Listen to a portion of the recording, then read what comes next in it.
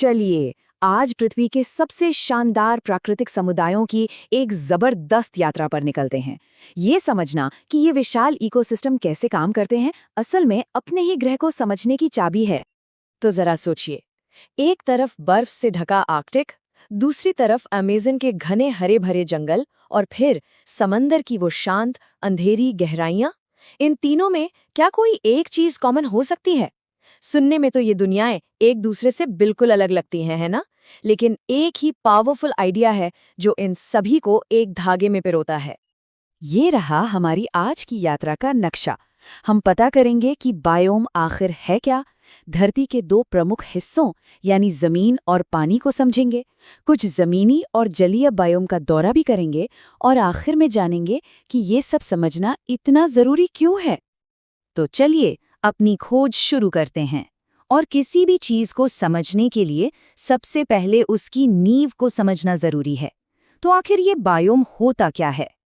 अगर आसान भाषा में कहें तो बायोम एक बहुत बड़ा इलाका है जहाँ के पेड़ पौधों और जानवरों ने एक खास तरह के मौसम में जीना सीख लिया है। इसे एक ग्लोबल मोहल्ले की तरह सोच सकते हैं, जहां मौसम के नियम ये तय करते हैं कि कौन से निवासी यानी कौन से पेड़ पौधे और जानवर वहां रह पाएंगे। अब ये स्लाइड किसी भी बायोम की रेसिपी की तरह है। इसके 3 मेन इंग्रेडिएंट्स हैं।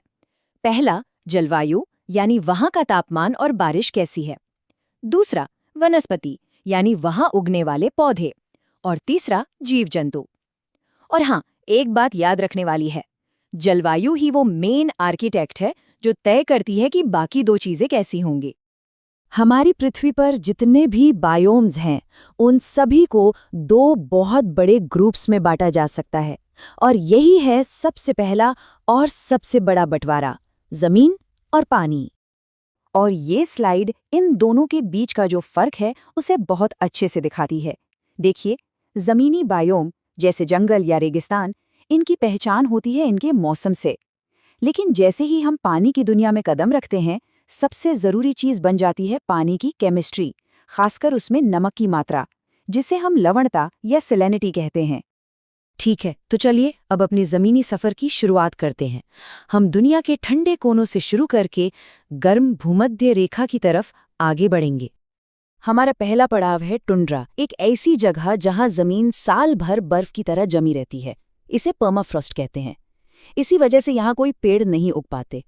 माहौल बहुत कठोर है, लेकिन यहाँ के जानवर जैसे आर्कटिक लोमड़ी और पोलर बेर इस बर्फीले माहौल में रहने के असली मास्टर हैं।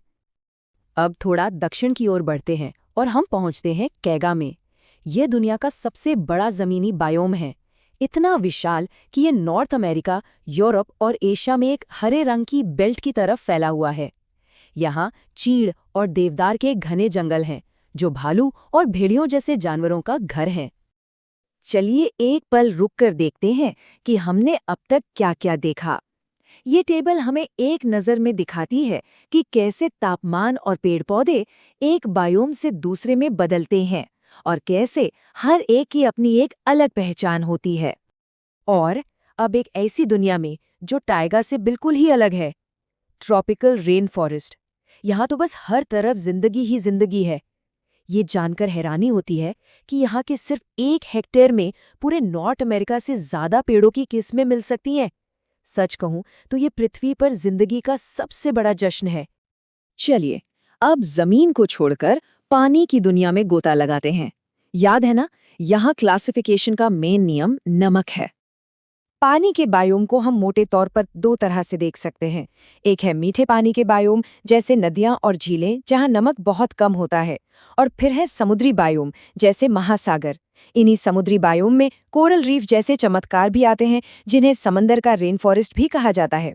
पता है, ये समंदर का सिर्फ 1% हिस्सा घेरते हैं, लेकिन 25% समुद्री जीवन को सहारा देते हैं। और जरा इस आंकड़े पर गौर कीजिए, पृथ्वी की सतह का लगभग 75% हिस्सा समुद्री बायोम से ढका है।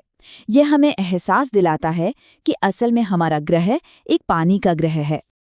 तो अब सबसे जरूरी सवाल, ये सब जानने का मतलब क्या है? ये सिर्फ किताबी ज्ञान नहीं है। बायोम को समझना हमारे अपने भविष्य के लिए बहुत बहुत जरूरी है।